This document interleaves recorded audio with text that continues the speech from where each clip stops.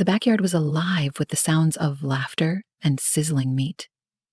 The summer sun had begun its slow descent, casting a warm glow over the BBQ. Children darted between picnic tables, their shrieks of joy punctuating the hum of adult conversation.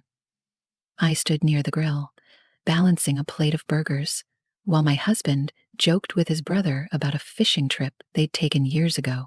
It was a scene of familial bliss, the kind of gathering that was supposed to feel comforting, and yet I couldn't help but feel a slight pull in another direction, a subtle, magnetic awareness of his cousin, Lucas. He was leaning casually against the edge of the patio, a beer bottle dangling from his fingers as he listened intently to someone's story. It was an ease about him, a quiet confidence that made him stand out in the crowd. We hadn't spoken much that afternoon, beyond polite greetings, but I couldn't ignore the way his eyes lingered, a fraction longer than necessary, whenever they met mine. It was a fleeting thing, easily dismissed as coincidence. Still, I felt it, an unspoken connection simmering just beneath the surface. As the sun dipped lower, I found myself standing by the drink cooler, rummaging through cans of soda and bottles of water. The voices of the party had softened into a distant hum, and I didn't notice Lucas until he spoke. "Need a hand?"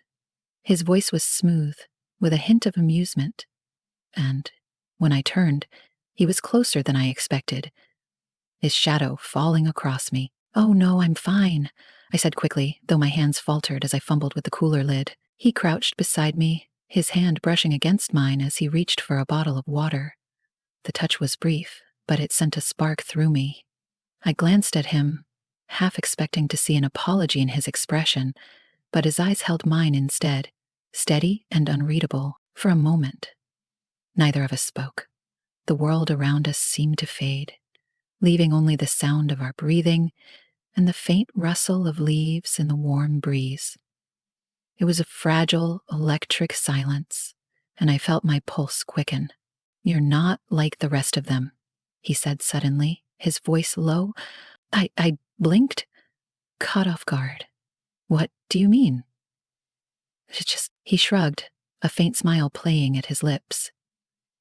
"You seem different, like you're watching all of this from the outside." His words struck a chord, and I looked away, pretending to search the cooler for something I didn't need. "Maybe I am," I admitted, my voice quieter than I intended. Lucas didn't respond immediately, but I felt the weight of his gaze on me. When I finally looked up, there was something in his expression, something unspoken, yet undeniable, that made my chest tighten. "I should probably get back," I said hastily, grabbing a soda and standing up. But as I turned to leave, his hand brushed against my arm, stopping me. "Wait," he said softly. There was an urgency in his voice, a quiet insistence that made me pause.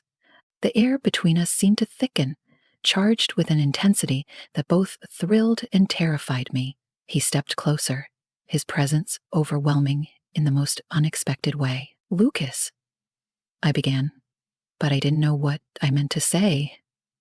"What did they want?" He smiled, a slow, knowing smile that made my heart race. "Relax," he murmured. "It's just us." The party seemed a world away, though the distant laughter and clinking of glasses reminded me that it wasn't. Lucas was so close now, his eyes searching mine, their intensity impossible to ignore. I wanted to say something, anything that might dispel the tension crackling between us, but the words refused to come. My pulse raced and I felt acutely aware of everything: his steady breathing, the faint scent of cologne that clung to him, the warmth radiating from his body. "You're quiet," he said, his voice low and laced with something I couldn't quite place. I hesitated, fumbling for a response. "I don't know what to say." "You don't have to say anything," he replied, his lips curving into that faint, enigmatic smile again, Sometimes silence says enough. His words hung in the air, heavy with implication, and I felt my cheeks flush. I turned away, trying to steady myself, but Lucas stepped closer, his hand brushing lightly against my arm.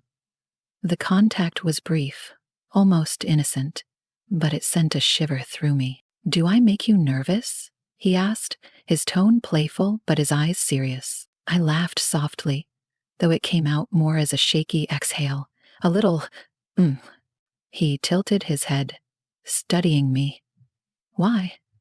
"Because," I said, meeting his gaze despite the storm of emotions swirling inside me, "you have this way of looking at people, like you see more than you should." His smile widened, though there was a softness to it now, a hint of vulnerability. "Maybe I do." The air between us felt impossibly charged, the pull between us undeniable.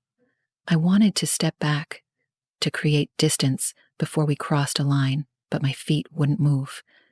Instead, I found myself drawn to him, as though some unseen force was tugging me closer. "I don't think this is a good idea," I murmured, though my voice lacked conviction. "Probably not," he admitted, his gaze never wavering. "But when's the last time you did something just because it felt right?" His words struck a nerve, and I looked away, my throat tightening. I thought of the monotony of my days, the carefully constructed routine that had become my life. When was the last time I'd felt truly alive? When was the last time I'd allowed myself to want something without overthinking it? "I should go," I said, though I made no move to leave. Lucas stepped even closer, his presence overwhelming in the most disarming way. "Do you want to?" I froze, his question cutting through my uncertainty like a blade. Did I want to walk away? Or did I want to stay here, in this moment that felt impossibly real and alive? My heart thundered in my chest, and I felt a warmth spread through me that I couldn't ignore. "I don't know," I admitted, my voice barely above a whisper. His hand reached for mine then, his touch gentle yet firm. "Then stay." The simplicity of his words left me breathless. For a moment, I forgot everything. The party, the people, the consequences. All that existed was Lucas, the quiet intensity of his gaze, and the unspoken connection between us. Before I could second guess myself, he leaned in, his lips brushing against mine in the softest, most tentative kiss. It was barely a whisper of contact, but it sent a jolt through me, every nerve ending in my body coming alive. My breath caught, and for a moment, the world stood still. When he pulled back, his eyes searched mine, as though waiting for permission to continue. I didn't speak, didn't move, but the way I looked at him must have said enough. He kissed me again, this time deeper, more certain, and I felt myself melting into him. His hands found my waist, pulling me closer, and I felt the warmth of his body against mine. The rest of the world seemed to fall away, leaving only the two of us in this impossible, uncharted space. My hands found their way to his shoulders, his chest, as though trying to anchor myself in the moment. "Are you sure about this?" he asked against my lips, his voice husky and breathless. "No," I whispered, my heart pounding. "But I don't care." That was all he needed to hear. His hands tightened on my waist, and he kissed me again, deeper this time, his movements more urgent. I felt myself surrendering completely, letting go of the fears and doubts that had held me back for so long. It was reckless, irrational, and completely intoxicating. Somewhere in the back of my mind, I knew this moment would change everything. There was no going back from this, no pretending it hadn't happened. But in that instant, I couldn't bring myself to care. All that mattered was the way Lucas made me feel, alive, wanted, seen. When we finally pulled apart, our breaths coming in shallow gasps, I looked at him, my chest tight with a mix of exhilaration and fear. His hands remained on my waist, his touch grounding me even as my thoughts spiraled. "This is crazy," I said, though my voice lacked conviction. "Maybe," he agreed, a small smile playing at his lips, "but it doesn't feel wrong." I wanted to argue, to remind him of all the reasons why this was a terrible idea, but the words wouldn't come. Instead, I found myself leaning into him, my head resting against his chest as his arms wrapped around me. We stayed like that for what felt like hours, though it couldn't have been more than a few minutes. The sounds of the party began to drift back into focus, a stark reminder of the world waiting for us outside this moment. But neither of us moved, as though we could hold on to this fragile, perfect space a little longer. "People won't notice we're gone," I murmured, though I made no move to pull away. "Let them," he replied, his voice low and steady. His words sent a shiver through me, and I tilted my head to look up at him. His gaze was unwavering, his expression unreadable, but filled with a quiet intensity that made my heart ache. "What happens now?" I asked, the question heavy with meaning. He brushed a strand of hair from my face, his touch lingering. "I don't know," he admitted, "but I don't want this to end." Lucas's words hung in the air, heavy with implication, and I felt their weight settle in my chest. I wanted to respond, to tell him I felt the same, but my thoughts were a chaotic tangle of emotions I couldn't unravel. Instead, I nodded, my gaze dropping to where his hands still rested lightly on my waist.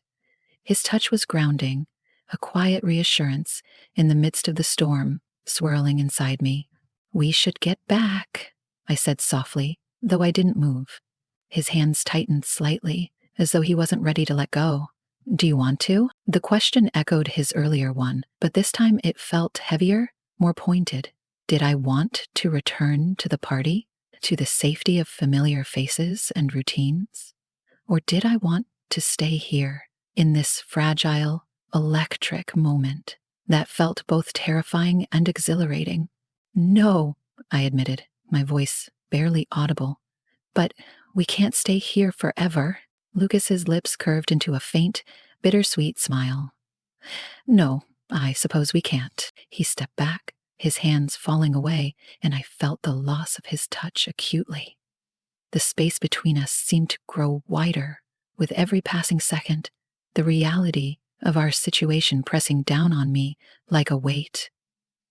I took a deep breath, trying to steady myself, and glanced toward the distant glow of the backyard, where the party continued without us. "Come on," I said, my voice firmer than I felt. "Let's not make this any more complicated than it already is." Luca didn't argue, but the look in his eyes as he followed me back to the party spoke volumes. There was a quiet intensity in his gaze, a promise of something unfinished, and I felt my resolve waver. I pushed the thought aside, focusing on the chatter and laughter that greeted us as we rejoined the others. The rest of the evening passed in a blur. I was hyper aware of Lucas's presence, though we kept our distance, careful not to let our earlier moment bleed into the carefully crafted normalcy of the gathering. I caught his eye a few times, each glance sending a jolt through me, but we didn't speak again. As the night wound down and guests began to trickle out, I found myself helping to clean up the remnants of the BBQ. My husband was busy saying goodbye to relatives, his laughter echoing from the front yard, and I welcomed the distraction of gathering plates and empty bottles. But even as I moved through the motions, my mind was elsewhere, caught in the memory of Lucas's touch, the way his lips had felt against mine. I was in the kitchen rinsing dishes when I heard footsteps behind me. I turned, my breath catching when I saw Lucas leaning against the doorway. His tie was loosened, the top button of his shirt undone, and there was a quiet intensity in his expression that made my pulse quicken. "Need a hand?" he asked, his voice low and warm. I shook my head, turning back to the sink. "I've got it." He didn't leave, and I felt his presence, like a physical weight. The silence stretched between us, thick with unspoken words, until I couldn't take it anymore. I turned to face him, my hands gripping the edge of the counter. "What are you doing, Lucas?" I asked, my voice sharper than I intended. He straightened, his gaze steady. "What do you mean?" "This," I said, gesturing vaguely between us. "You're making things complicated." He took a step closer, his movements slow and deliberate. Maybe they were already complicated. I opened my mouth to argue, but the words wouldn't come. He was right, of course. Things had been complicated long before tonight, long before the party or the stolen moments in the cooler. This tension between us, this pull, had been building for longer than I cared to admit. "Lucas," I began, my voice softer now, almost pleading. "This can't go anywhere. You know that, right?" He nodded, his expression unreadable. "I know. Then why—" I trailed off, unable to finish the thought.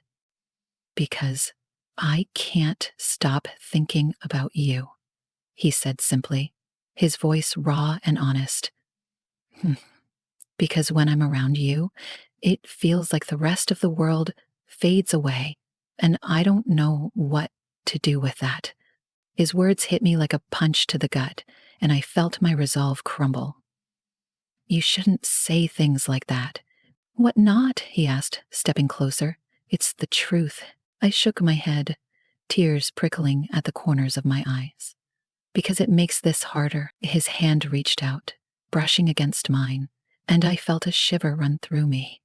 "Maybe it's supposed to be hard," he said softly.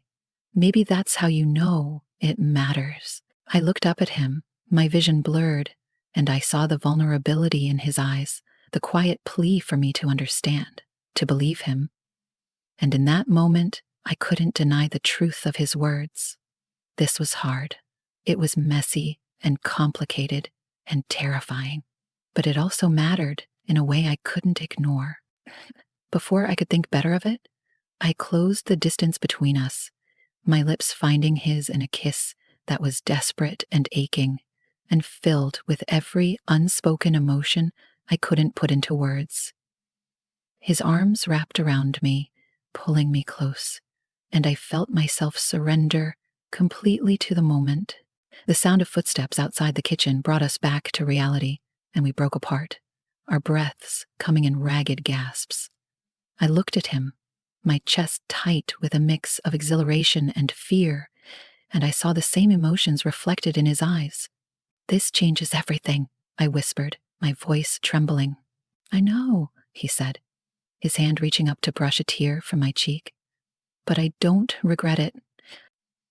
I wanted to say the same, but the weight of what we had done pressed down on me, leaving me speechless.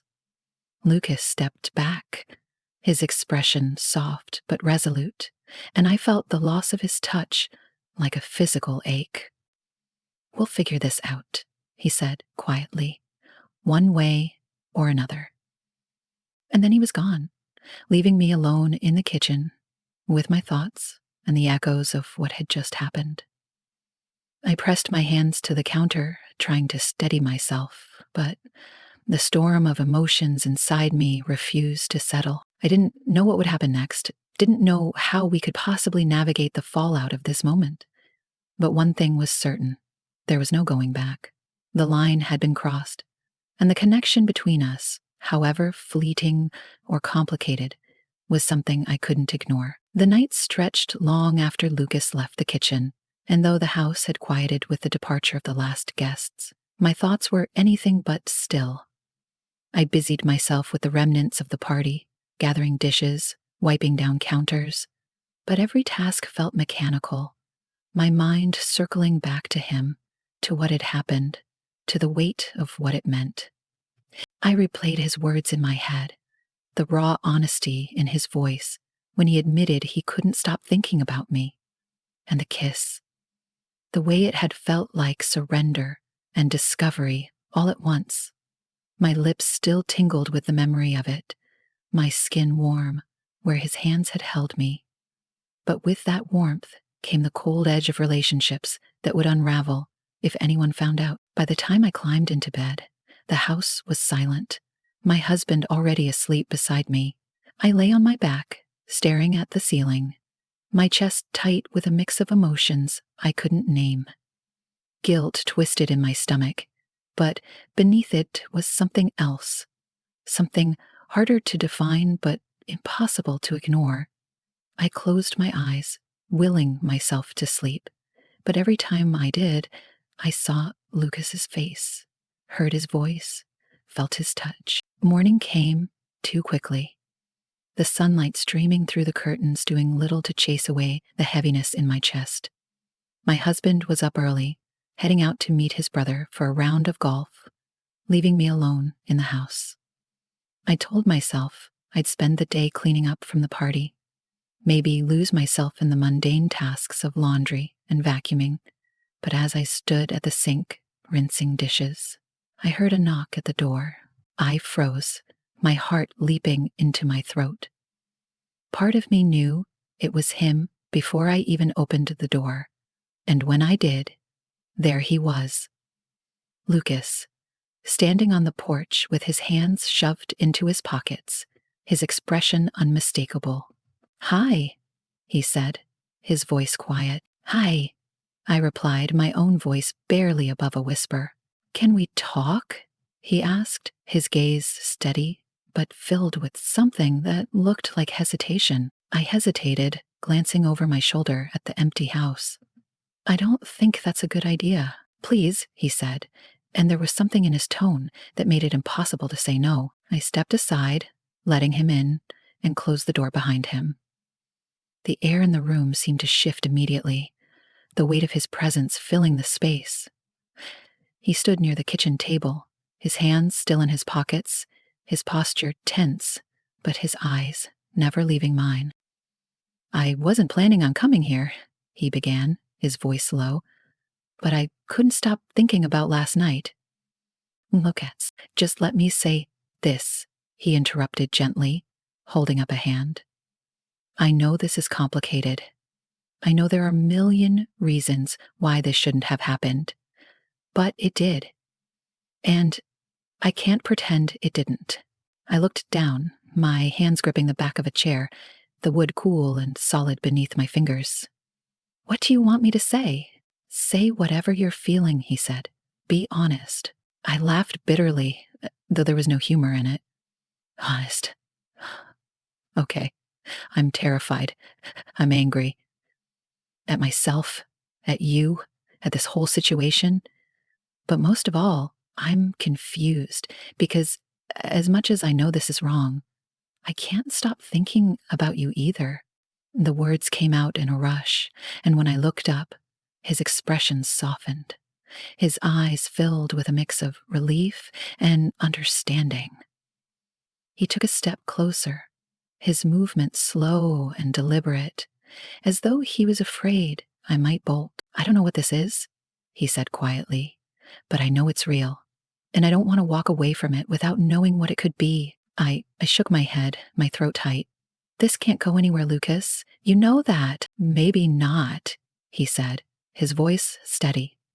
"But does that mean we ignore it? Pretend it doesn't exist?" I didn't have an answer. The silence between us grew heavy, the unspoken tension thick enough to cut. I wanted to tell him he was wrong, that we should walk away before this went any further. But when he reached for my hand, his touch gentle but insistent, I couldn't pull away. "Tell me you don't feel this," he said, his voice barely above a whisper, "and I'll go." I opened my mouth to respond, but the words wouldn't come, because the truth was, I did feel it. I felt it in the way my heart raced whenever he was near, in the way his touch sent a shiver through me, in the way I couldn't stop thinking about him, no matter how hard I tried. Instead of answering, I stepped closer, closing the distance between us. His hand slid up my arm, his touch leaving a trail of warmth in its wake, and when his fingers brushed against my cheek, I felt my resolve crumble. I don't know what I'm doing, I admitted, my voice trembling. Neither do I, he said, his lips curving into a faint, bittersweet smile. But I know I don't want this to end. Before I could think better of it, he leaned in, his lips brushing against mine, in a kiss that was soft and tentative at first, as though testing the waters.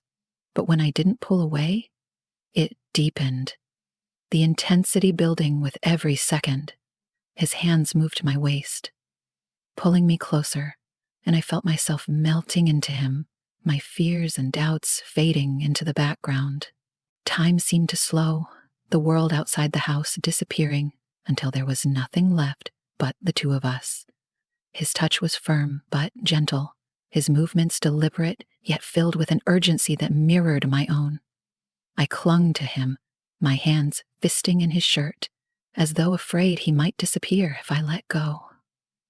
When we finally broke apart, our breaths coming in shallow gasps, I looked at him, my chest tight with a mix of emotions I couldn't name. His hands remained on my waist, his touch grounding me, even as my thoughts spiraled. "This is crazy," I said, though my voice lacked conviction. "Maybe," he replied, his lips curving into a small, rueful smile. "But it doesn't feel wrong." I wanted to argue, to remind him of all the reasons why this was a terrible idea, but the words wouldn't come. Instead, I rested my forehead against his, my eyes closing as I tried to steady myself. "We can't keep doing this," I whispered, though even as I said it, I knew I didn't mean it. "Then tell me to leave," he said, his voice soft but steady. And I will." I didn't answer. I couldn't. Because as much as I knew this was dangerous, as much as I knew it would complicate everything, I couldn't bring myself to let him go. Instead, I kissed him again, my actions speaking louder than any words ever could. And in that moment, I knew there was no turning back.